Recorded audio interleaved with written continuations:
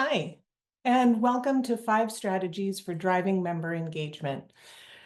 You're here today because member engagement is more than your website and emails, and I think you already know that. You're not alone. Many associations are challenged with engaging members on a consistent and ongoing basis. Mobile apps have become an integral part of member engagement with a blend of the 4 Cs.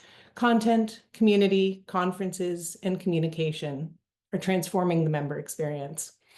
One quick housekeeping item. If you have questions, we're going to hold them all until the end of the presentation. So please use the Q&A function instead of the chat function for those questions, and we'll do our best to get to as many as we can. We will stay here a little bit longer. So I'm Cecilia Sadovich. I'm the Executive VP with Results Direct, and I've been with Results Direct for 17 years now, which means I predate social media. And the App Store. And with me today, our speaker today is Michael Jones. He actually, I feel like he arrived with the App Store, like they may have just delivered him to us at the perfect time. Michael is an invaluable resource. He knows just so much about mobile and strategy and can really help bridge that gap. So I'm excited to see what he has to talk about today. Quick note about Results Direct. Results Direct RD Mobile helps associations leverage technology through websites and mobile apps to better serve members and really get that member engagement piece going to grow your association.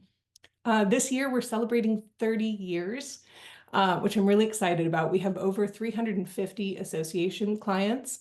They're in 9 countries around the world, and we work with over 75 technology partners.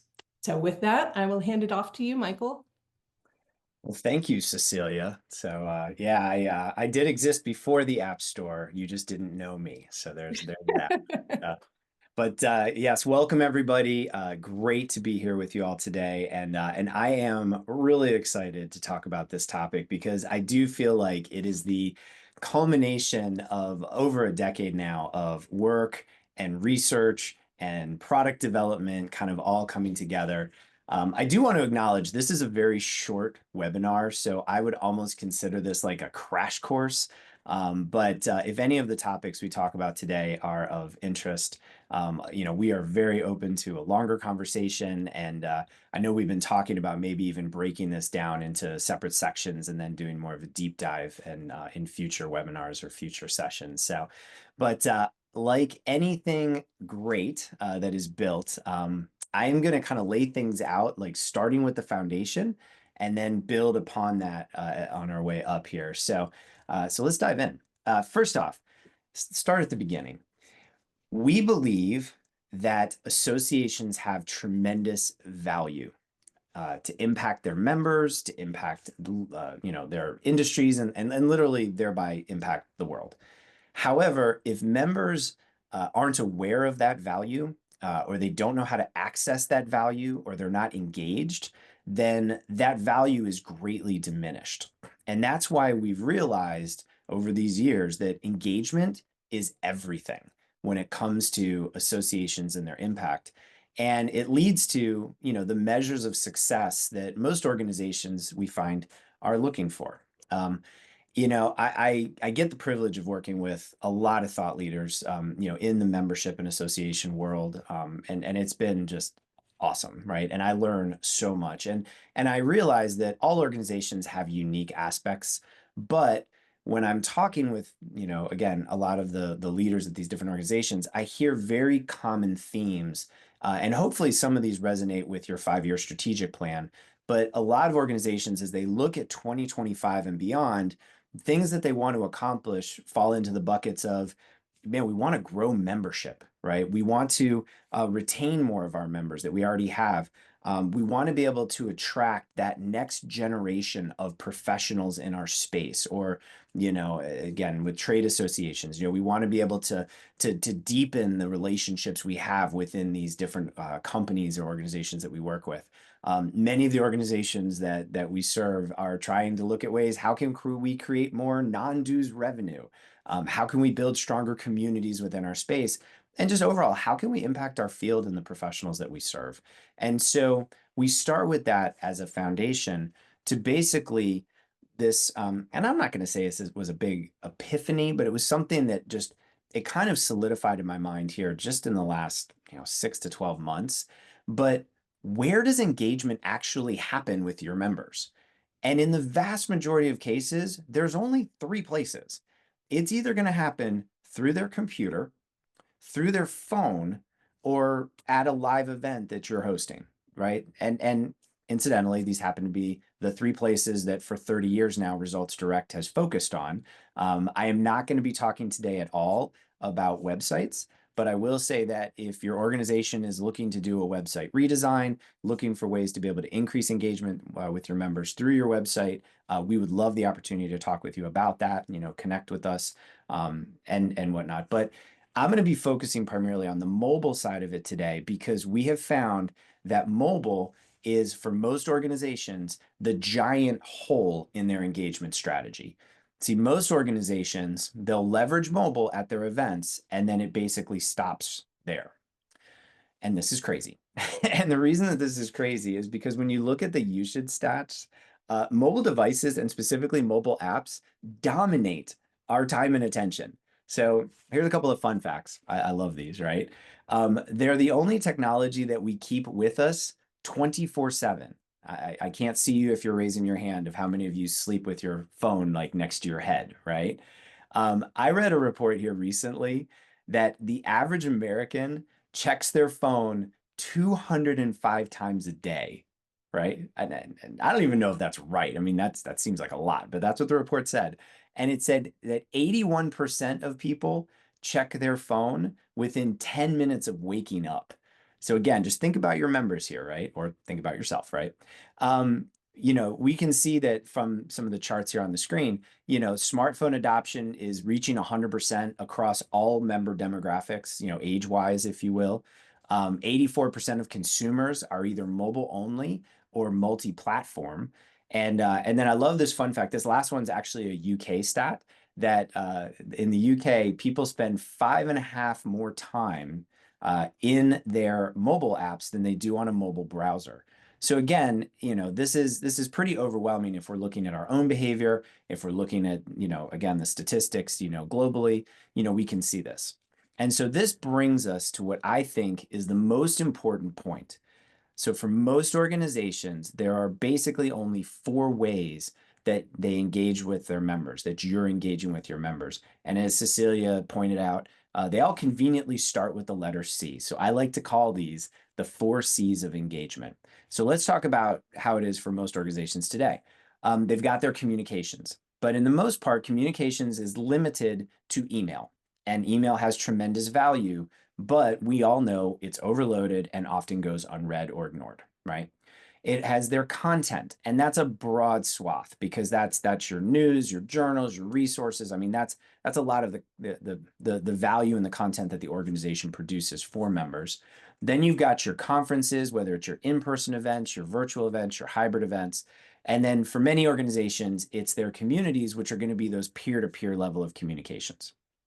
So that's what we see in most organizations. Now, enter Engagefully 365.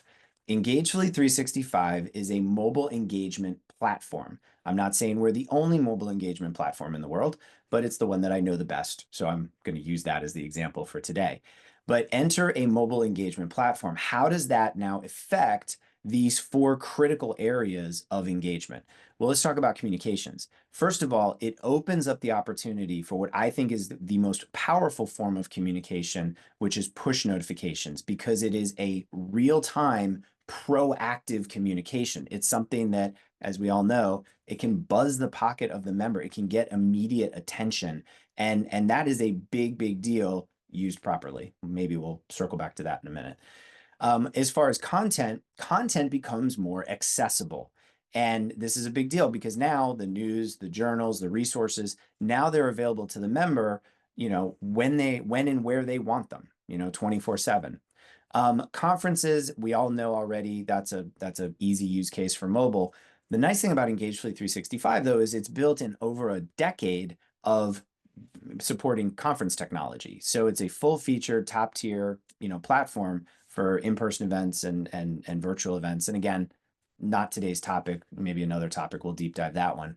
And then community, it brings community to the device that everyone is already engaging in community on.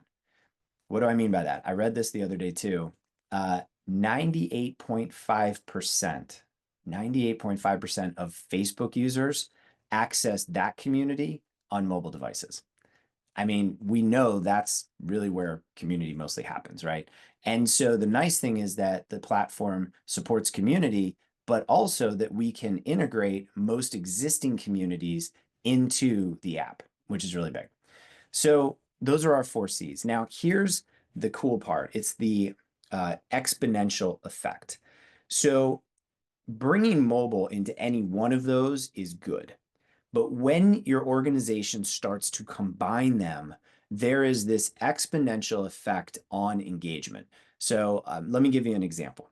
So let's say that the organization is leveraging a singular app and they're going to run their conferences through that. So you run a conference, and what happens is, if you're following some great best practices, which we like to encourage folks we work with to do, you're going to get 90%, 95%, download rates, right? Well, what that does is it overcomes one of the biggest challenges with mobile for members, which is getting users to actually download and engage with the app in the first place. So conferences is a great opportunity to be able to really drive like massive numbers of downloads very, very quickly. But now imagine that you have your community. Now, one of the biggest challenges for community is participation. So in other words, if somebody goes onto your community and they post a question and nobody answers, well, they'll never come back and post another question. So what you really want is you want real-time and relevant activity happening.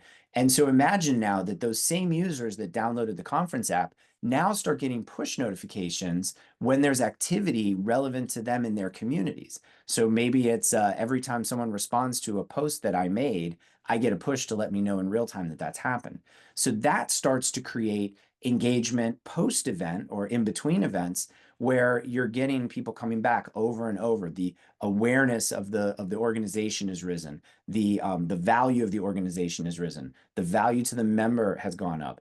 And now it gives you far greater exposure for that content. So we've seen example after example over the last several years where readership of the newsletter has gone up because now it's available on the mobile device that people have in their pocket.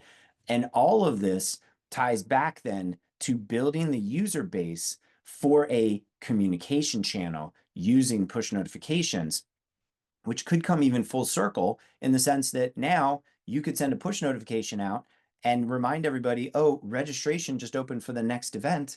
And by the way, click here to register right through your phone. And now you're driving greater engagement at your events again. So all of these things feed into each other. And the more of them that we combine, the more powerful it gets. So I wanted to take a brief minute just to talk about a real life example of this. And so I chose to use the British Orthopedic Association. And just to give you a backdrop, they've got right at about 5,000 members, and they had a goal. Their goal was, we need to better communicate and provide access to the value, the membership value that we have to our members. We need a better way of getting it out there. They also needed an affordable solution to get it out there. So in their case, they actually went live with the Engagefully 365 platform in August of 2021, so a little over 3 years ago. Now, at that point, previous to that, they had already been using an app for their events. So they were actually able to replace that and use the Engagefully 365 platform for their on-site event app. And that actually covered 80% of the cost of the solution just by literally making that move. So it was an extremely low cost option for them to basically now have a mobile engagement platform.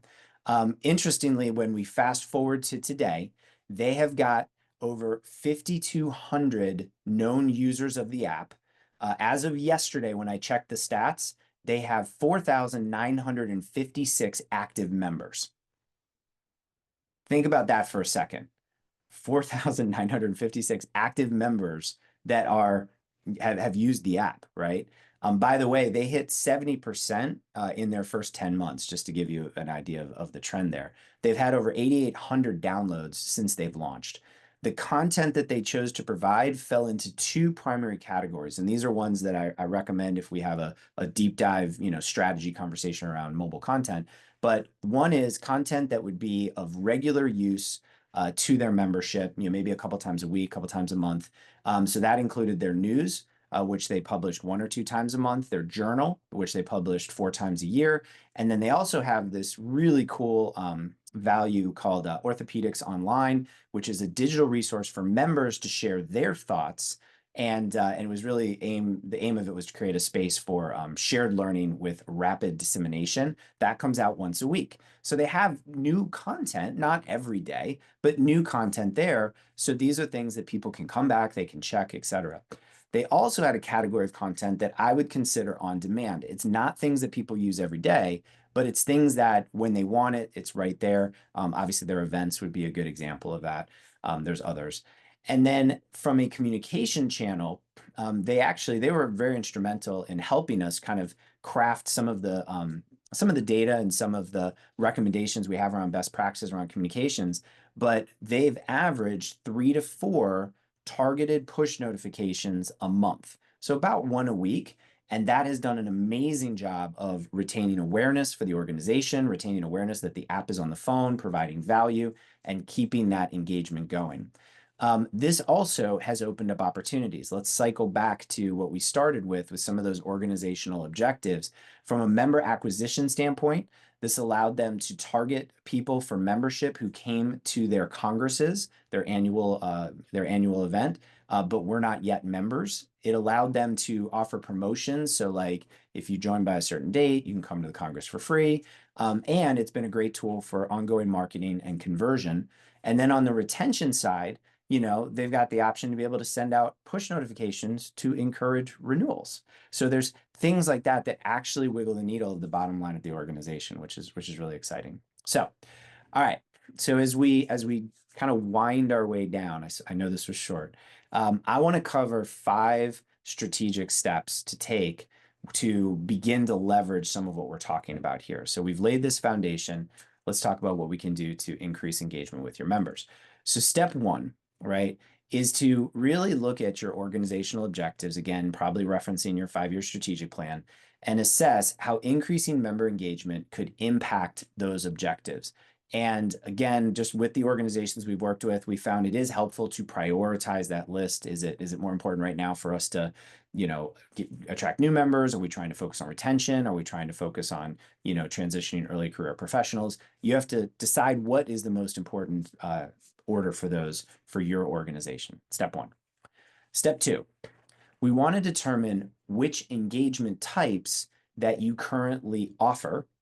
And then again, we want to assess how those engagement efforts are doing already and what would increasing them do for your members and what would it do for the organization. So again, this is kind of the foundation for creating measures for success, right? So I know for almost all organizations, you have content. All organizations have communications. Most organizations have conferences and events, and many organizations have peer-to-peer communities of some nature, right? But again, you've got to figure out what combination of those things you have. How, again, would growing those, how would that make an impact? All right, step 3, and this is where we can help, is evaluating mobile technology platforms like Engagefully 365 to complement and to build into your existing tech stack. So all of you already have an AMS, a CRM, many of you have an LMS, you've got a website, you have all of these different tools that you've invested in. The idea is that this should enhance the effectiveness of the tools that you already have. And this is why we put such an emphasis on integrations. Integrations is one of the keys to success when it comes to this topic. And so, so we really want to figure out as many ways as possible to be able to keep content fresh, keep the app updated with as little or no staff time as possible. So that's the big goal there. All right, step 4. So step 4 is determining where to start, what functionality to go live with based on your audience, your staff, and your technology suite. And for a variety of reasons, you may not be able to bring everything online at once. So the big key here is to start. That is the big hurdle, if you will, is to begin, right? So, for example, you might just start with events and use it to start building a user base and then begin to incorporate content. On the other hand, your event team might be locked into a 2-year contract with another app provider. And so you're going to start with with content and communications and start building that. And then over time, roll events in to really start to, get cost savings as well as to be able to start jump starting, and additional downloads, things like that. Or you might not even have a community. Like BOA does not have an official community. So you're going to use events and content to create a real-time communication channel, which is what they did. So again, that's one of the key parts, is that it doesn't all have to happen all at once. This also overcomes one of the other big challenges, which is that you don't have to therefore have buy-in across the entire organization right away. So I'll give you an example that might be real. Let's say maybe you have an advocacy team and they have their own systems for communicating and they're great, right? But once your member app has reached the vast majority of members, all of a sudden the appeal to the advocacy team of being able to send out a call to action as a push notification that reaches the majority of members in real time, all of a sudden becomes really appealing. So this idea that, as you build it in some areas of the organization, eventually other areas of the organization will want to leverage and come on board with that. And this is good news, because the app stores, and I think this is funny, but the app stores have basically conditioned all of us to expect that anytime we download an app, within 6 to 12 months, that app is going to get some upgrade, some brand new feature. I mean, we expect every year that our phones are going to get brand new functionality when a new OS rolls out, right? All for free, by the way. And so there's just this sense that, like, well, of course, if it's a good app, it's always going to have more stuff and get better, right? Which leads us now to step 5, right? So step 5 is developing a simple roadmap to grow engagement across multiple areas over time. So again, while I think it's best in an ideal world to include events right from the start, you might need to add them later, right? Maybe you're considering a community, but you don't have one today. But the idea is that you want to be able to build a great user base first on your app so that when you launch your community, you can leverage mobile to basically have an amazing launch. Obviously member content, that one is very easily spread out over time. In fact, most of the orgs that I've worked with over the years, we usually pick a handful of basic things we want to provide initially, so maybe it's the journal and the news and all that stuff. And then a month later, they'll add their career center, right? Which, might take them all of, 20 minutes. But the idea is now they can do a big press release. Now they can get a big communication message out to say, oh, our app just got the career center, go check it out. And here's what happens. Every time they do that, more people download, more engagement happens. So you can actually build an entire marketing campaign around rolling out content sequentially. And then, as we talked about before, obviously crafting your communications campaign. We recommend starting with one a week. That's a really good starting place. But crafting that and what kind of communications will go out through the app, who's going to be responsible for doing those. It's pretty simple, but it's good. So anyway, so I know we wanted to leave some time for questions. So I'm going to stop there and turn it back over to Cecilia. But I will say again that if this topic resonates with you, I would love to connect about it, because this is kind of what I eat, sleep, and breathe. So with that, back to you, Cecilia. All right. Well, so Michael, there are a ton of questions coming in, if you can imagine. No, I'm not shocked at all. Yeah. Several of them are around integration. So, if you have questions and you haven't put them in yet, please use the Q&A. I did see a number of those questions are in the chat. So we've moved them over into the Q&A. I'm not losing you if you already posted your question. So while I'm giving folks a chance to do that, just a quick reminder that Results Direct and RD Mobile offer the Engagefully 365 mobile app for member engagement and events, as well as the Engagefully Events app as a standalone app. So as Michael was talking about the strategy and the approach for getting those downloads and growing the relationship, we can help consult with you on the best approach to take with that. So if you're interested, we'd love to chat with you. But for now, we're just going to move on to some questions. So Michael, get your thinking cap on. The first question's an easy one, so I'm going to take it. Are you going to get a recording of this so that you can share it with your executive director or chief operating officer? Absolutely. We will be sending out a copy of the video tomorrow.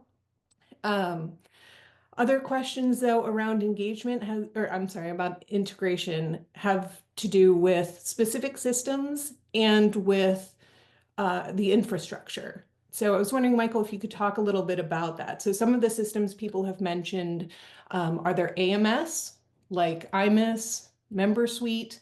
Right. Um, some of the systems, Higher Logic for community. Can you talk a little bit about how the integration works with the apps and what to keep in mind when Sure. thinking about that? Yeah, absolutely. So I guess let me tackle it this way. When we are going through an exploratory process with an organization to figure out, okay, are we the right fit? What are we trying to accomplish, et cetera? Obviously, one of the first questions that we're going to ask is, what is your existing technology stack? Now, the good news is that we have been doing integrations as a company for 30 years. We have really smart people. And it is something that's so fundamental to what we do that we make it a very cost-effective option for being able to connect these technologies together. At this point, we have over 100 standard integrations with different players within the association technology space. So in most cases, we already have something in place. At this stage, I would say that if there's a way to get data out of the system, we can get data out of the system. And which is good, right? Obviously, I can't say 100% because maybe I haven't met you yet. Okay. But this idea that that we want to be able to, number one, integrate with the with the AMS or CRM, and because that's going to drive a ton of things like member versus non-member content, or it's going to drive targeted communications if you're trying to hit different subgroups or things like that. So that's going to be a very, very important part. Same thing if we're talking about community. Cecilia mentioned Higher Logic, like the idea that we have a standard integration to bring Higher Logic communities into the platform. So these are the kind of things that we focus on. For the sake of time and everybody else who doesn't care about this question, I would say that if I think it's worth a conversation, maybe more one-on-one, to talk about your specific tech stack, and we can actually go through what the options are. But yes, super important. We usually are pulling from the AMS. We're usually pulling from the community. Again, the LMS, a lot of times, depending on the organization, these are all pretty standard. Awesome, thank you. Another question that we have in here has to do with, if the parent association has an app, can the subgroups like chapters, councils, do they have their own separate apps? Are they a part of talk to Okay. us a little bit about how that could. Also, a very good question. We have multiple examples of doing it a couple of different ways. And it depends actually on how your organization is structured and the relationship you have with your chapters or your subgroups. In some cases, the best solution is to bring it all into the one app. That's normally what I would recommend. And the idea is to use content personalization. We didn't talk about that today, but that's a huge topic, because what it means is, let's say that you have a member who's also part of the Northeast chapter. The idea that when that person logs in, they can see all the national information, but then they can also see specifically the Northeast Chapter Association, or you could send a push notification just to members of the Northeast chapter. So, so in that sense, generally I like it better when it's all together, but for political, economic, et cetera, sometimes that's not the best option, in which case we've seen organizations that have a separate app for chapters individually, or even just a container app for chapters separate and away from the main one. Less common, but possible. Sure, that makes sense. Okay. So the next two questions are kind of related, so I'll just kind of smush them together a little bit. One is from an existing Event Central customer, asking about Engagefully and what that looks like. And then that ties into this other question where, is it possible that two standalone apps would become one? So for example, one app is membership and the other app is events. How could Right. you make them one experience? Okay. So we'll start first for anyone that doesn't know what Event Central is. So when we launched the product, Cecilia, when when did we have that fateful car ride that we came up with this idea? Was that 14 years ago? 13? Something like that, yeah. Okay. Anyway, so Event Central was the initial product, right? And so again, over a decade now in development, and it was designed to be this premier, just awesome event technology, event app. Over time, we've grown from that platform to include all of these different, 4 Cs, if you will, to build upon that. To really, that's why I said this is kind of the culmination of a decade's worth of work, is getting to this point where we now have all of these pieces in one app, right? So anyone who currently uses Event Central actually can upgrade the existing app to Engagely 365. So there's a very, very simple upgrade path there, where in many cases the users don't even have to download a new app. It'll just automatically update on their phones, which is incredibly powerful when that's an option. So anyway, so there's that one. As far as combining apps, and it's funny because if you had asked 12 years ago, Michael, what's the best strategy for apps? I would have told you, man, have a killer app for each of the different functions of your organization. Have a killer community app, a killer event app, they would all be separate. Here's the problem. Members are hard to work with sometimes, and they don't do what we tell them to. And so when you said, oh, download this app for this and this app for that, they just wouldn't download them. And so I changed my tune a decade ago, and I was like, we really need all of them together because they're going to feed into each other and build off of each other, like I talked about earlier. So is it okay to have multiple apps for your association? Sure. In some cases, is that going to have to be the case? Rarely. But I would say that if you're looking for that exponential effect on engagement, you really want to start combining those together. And again, all of them add value. I won't repeat myself from what we said before, but the events tying into the community, tying into the content, it all kind of builds on each other. So yeah, go ahead. Thanks. Well, so this one I think is, ties in. There's probably a lot of people experiencing this right now, which just says we have an events only app, but it's hard to get buy-in for that 365 app. Do you have any advice around that?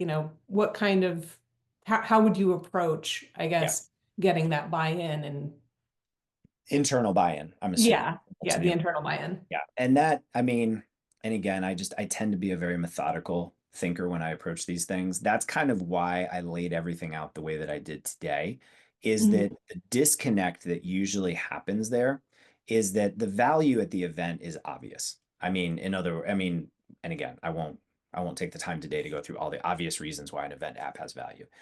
But sometimes the value to the organization for a year-round app is not as obvious. But when you think about it from the standpoint that your members, again, you only get 3 interfaces to engage with them, dropping one or not including one is a huge hole. And when you tie that back to what the organization's trying to accomplish in the first place, which is, again, if you have, if we lose as associations, if we lose relevancy because there's all these other resources out there, whether it's, Google and LinkedIn, or whether it's now ChatGPT or AI, this idea that, what associations have to offer is, and I believe one of the most important things they have to offer is they have vetted and verified content. And that is what's missing from a lot of these other competing sources, is that vetted and verified content. Now the key is you have to get that content into those members' hands before they go somewhere else and possibly wander into unverified and unvetted content, which is bad for everybody. And that's why that mobile piece becomes so important. The other thing is, again, I could do a whole talk on this, but the other thing is that if you're looking at it from a getting buy-in perspective, there's only 2 barriers in most cases to the buy-in. It's who's going to do it and how much is it going to cost. And so the fact is that we've gotten the cost to a really good place in terms of being affordable for basically any organization. And in terms of actually getting it built out, I've got organizations that are 2 staff that have been successful building this out. And so again, we've overcome a lot of the barriers. So I would say the short answer, after giving the long one, is it's just knowledge. It's just going through and understanding how it actually works. and then tying that back to the organizational objectives. Yeah, and because Michael mentioned cost, I feel like it's the unspoken question right now. So I'll just go ahead and address the elephant in the room, if you will. Ballpark apps like these are between 7,500 a year to 20,000 a year. I've seen some exceed that, but we'd love to chat with you more about that. Just a couple more questions. We're getting even more specific now. Michael, do you have any information about generational trends and differences with regard to adoption? And just caveat, my own personal sense of this is the first app store started 15 years ago, right? So even someone who was 50 when that started, right, is now 65 and definitely uses their phone a ton. That's just like my personal thoughts on that. But certainly, the younger generations have they have their own language, for crying out loud. So what have you seen in terms of adoption and generations? Now you sound old, Cecilia. I Um, feel old. so all right. So yeah. So first off, obviously we have lots of statistical data, across different countries and demographics to show, time spent on phones. And we had the Pew Research, our slide even just, earlier here and today. So I mean, we know that the kids these days, that they're on their phones. Okay, we know that they're using apps. We know this is all happening. I think that the question around adoption, it's not really that different, in my opinion, between younger, more early career or next generation professionals versus more seasoned professionals. I'll say it nicely. Um, the reality is they're only going to download it if there's a reason to download it, and they're only going to use it if there's a reason to use it, hands down. So it's not about it's not necessarily about the medium, it's about the value. And that's why the organizations we've seen that have had a lot of success, number one, they gave people a really good reason to download the app. And that reason is going to be different based on who that member is. If they never go to an event, they're not going to download it for that. But maybe they want to be part of the community. So you have to communicate the value of being part of a community, and they download it for that reason. Maybe you don't have a community, but you've got a newsletter and they want to be able to get access to the latest industry news within the first 10 minutes of waking up in the morning, statistically. So this idea that you have to give them a valid reason to want to get it in the first place. Then the key, and this is the strategy part, you've got to now quickly convey other value beyond that initial one. And so that's where, again, today is not the day to do it. We could go through very specific things in a certain order that you can do to start to convert or mature or grow that individual from a single use person to a multi-use person, from a one-time user to a repeat user, right? And so again, hopefully that helps answer the question, or at least gets us in the right direction. Go ahead. I think so, because there's a few questions here that are variations of, questions around push notifications. Sure. And, do people turn them off? And then is that just like, ignoring email? Or, kind of how do you manage the push notifications portion of that? Right. Yeah, and again, that's a whole strategy topic unto itself. But I know. at a high level, yes, absolutely. If you annoy people, they will turn it off or delete the app. So clearly the engagement strategy should not be that. Couple of trends, things I'll share, just having seen it for a decade now. At an event, you can send as many push notifications as you want. Like literally, you could send 30 a day to the attendees during an event and they'll love you for it. But if you do that 2 days after the event, they'll delete the app because it's not relevant for them. They're not on site. They're not in the conference bubble anymore, right? When it comes to the communities, one of the things we realize is that that question is really, really important. So we built in controls that the user, instead of saying, well, I'm just going to turn this off, they can set it to what they want. So maybe they say, okay, you know what? I don't want to get a push notification every time there's a new post, but when I post something, I want to get a push notification everyone puts a response in because I had a real question at a real time. So we give the user the control to configure those push notifications more granularly to be able to maximize the value to them and to not annoy them. For the year-round push notifications, that the org, so again, think of it as you've got event planner to attendee, you've got peer-to-peer, and now you've got org to member. So when the org to member category, that's where we're saying probably one a week is a good starting spot because it's often enough that you're adding value, but not so often as to be annoying. But different organizations, some of you have value that you've got new content coming out every day and everyone loves it, and you should be sending that. The other thing is, again, because it's targeted, you can even do things there, again, to give the end user more control over what kind of notifications they're getting. So very important topic, super important strategy. And hopefully that added some value.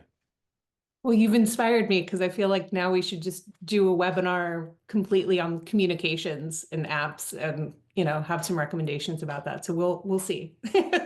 One question that's kind of granular here, but I think is an important one. Asking, what are some ideas for engagement with communities that are highly regulated, like biotech, where members are hesitant to type things into the app versus having a verbal discussion off the record? So Right. it sounds like a tricky kind of situation. No, it's an easy answer though. We can't fix that. So that's not a mobile issue. That's a community issue. And I'm not being dismissive, but here's the thing is that absolutely. Uh, we've seen many communities become highly successful, and we've seen other communities just not be successful. And one of the factors that is common is that if the people in the community don't want to talk to each other or legally shouldn't talk to each other, then mobile isn't going to fix that, unfortunately. Right. Yeah, so from a community standpoint, I would say. Now, there are some things there that the app does do. So like at an event, it facilitates private one-on-one messaging, and things like that. So there are some things that can be done, or even year-round one-on-one messaging through the community, but not posted to the group. So there are things that can be done there, but that is that's a real challenge, to build a community around that scenario. Right. Yeah. And so it might be just that there's other forms that the app provides value for that membership or something along those lines. So we are down to our last question. And Michael, if you don't mind, I'm going to take the first stab at it, but then I will let you talk because this one I know is near and dear to your heart. So the question is, if we were to work with you, would you then work with us on strategies? And I will say, yes, absolutely. Absolutely. Michael's not the only person here who can talk to you about strategy. So we love to have Michael do presentations, and he loves to connect with individual customers and clients. But we actually have a whole product implementation team that is available and ready to help support you with that. Michael, anything to add? Sure. I would agree with Cecilia what you just said, that I mean, when it comes to strategy, this is something, especially the mobile engagement part of strategy, Yeah. 100%. I mean, that's, we have all spent at Results Direct a lot of time coming up with thinking and refining those strategies. And we have the benefit of working with a lot of organizations. And so, and many of our organizations are very supportive of sharing what they learned. So we have really a great community around that. So absolutely, when we can, we love to do that. All right. Well, thank you so much. Oh, I was about to wrap it up, but we got one last question in here. Um, just looking at strategies on engagement, which we've been talking about. But I think here the question is really more about, providing value so that people engage in different ways. Mhm. So I think, do you want to just reiterate the 4 Cs a little bit? And Right. Well, I yeah. think in this case, this is a follow-up to the one where the community aspect, people aren't comfortable or shouldn't be sharing Oh, knowledge sure. publicly with each other. Right. Um, so yeah, I mean, again, when we when we look at engagement, I kind of like to break it up that you've got organization to member engagement. And so again, all of that should flow beautifully through a mobile engagement strategy. You've got your peer-to-peer level engagement, and in there, again, and this is a very specific topic, and I think it would be wonderful for us to talk about this offline on it. But the idea that creating safe places for people to have appropriate conversations would be an important part. Can mobile help with that? Sure. More granular level communities, or working groups or things like that. So there are some things that can be done in that scenario. Again, to the degree that it's allowed and or desired. So you've got that from a peer-to-peer level perspective. And then obviously it's your live events, So for instance, our platform supports hosted one-on-one appointments, kind of thing. So it's like, oh, I want to have a conversation with somebody. So you could book a one-on-one meeting with them at one of the conferences or something of that nature. So there are definitely strategies there. Happy to have a conversation about it. All right. Well, we have officially reached the end of our questions.